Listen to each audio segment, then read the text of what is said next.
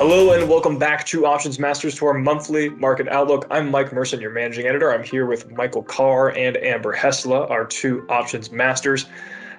You guys nailed it last month, quite frankly. You guys called for more downside in September, and that is exactly what we got. I'm seeing some stuff on social media about it being called Rectember, with the S&P falling about 13% from its high in the month to all the way to its low that same month.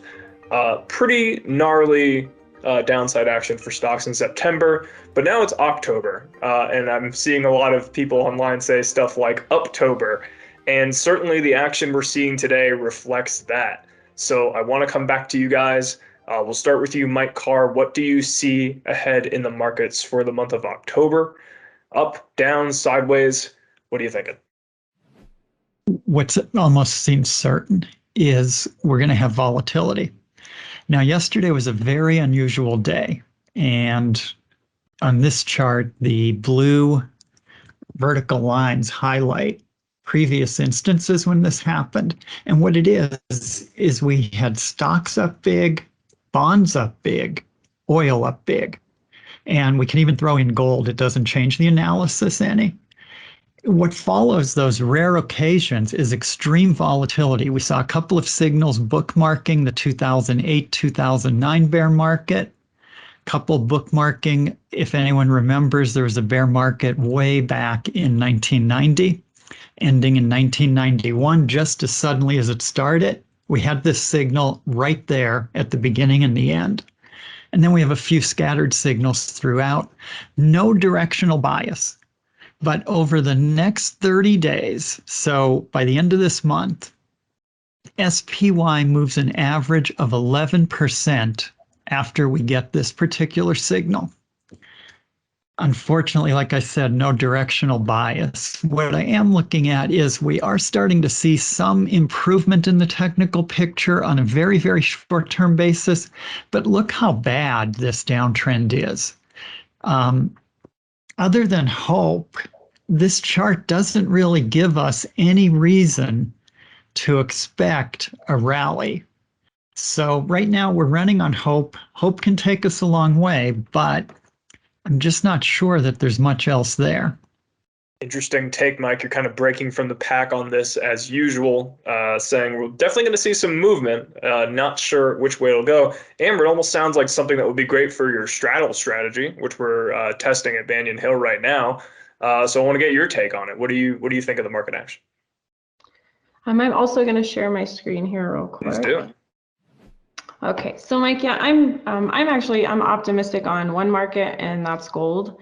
As you can see, I'm sharing my screen, and this is a weekly chart of SPDR Gold Trust. It's an ETF that holds gold. So at the bottom is an indicator I developed that tracks volatility. We've talked about that in previous weeks, but I always like to just remind everyone. High levels are bearish and low levels are bullish. I did add a moving average, which is the line shown with the indicator, and that just determines whether volatility is high or low. So on Monday, the indicator did fall below its moving average, and it gave a buy signal on GLD. The same signal can be seen in Gold Miners ETF, GDX, and the Junior Gold Miners ETF, GDXJ. We also have buy signals in silver and silver miners. The ETFs there are the iShares Silver Trust SIL and Global X Silver Miners ETF. I think the trade though is miners. Metal ETFs have tax issues. They're taxed as collectibles, and it's another form to deal with. So miners avoid that problem. I'm definitely not a mining expert, so I do stick to the ETFs rather than individual companies. So now the question is why we have a broad-based rally in metals. And I think it's related to inflation and supply. Inflation, as we know, is high, and it seems likely to stay high for some time. So the longer we suffer through the high inflation environment, the more investors will turn to precious metals. So I do watch quite a bit of TV, and I'm seeing a ton of ads for gold. So that's just a little tidbit, but supply of metals is threatened by war. That seems likely to stretch on for months. Russia's past the point of being able to return to the global community quickly. Russia is a major supplier of metals, and that source is going to be cut off from the global economy for some time as those sanctions continue to grow. So with that said, that's really all I have. I think a buy in SIL for now in this troubled economy is the way to go.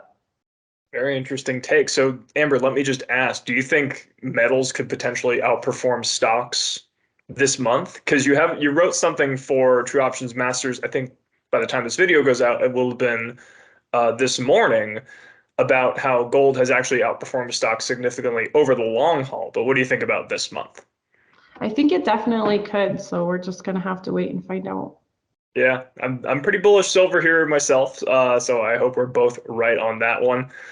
So we're expecting huge volatility in stocks and some interesting upside in the precious metals as maybe the smart money starts to flock to that instead of stocks to combat inflation. So great takes as always, guys. Thank you so much for joining. Thank you so much for watching. If you haven't already subscribed, liked this video, and commented, what are you waiting for? This is the greatest options trading YouTube channel on YouTube. A big claim, but one I'm willing to back up, which at the end of this month, you'll see how right we are. And also the greatest options trading newsletter in the universe. So make sure you subscribe to that as well. Links will be in the description. Mike, Amber, I know we're all very busy today, and I know we got a lot of trading to do. So I want to thank you both for joining, and we will see you next time. Thanks, everybody.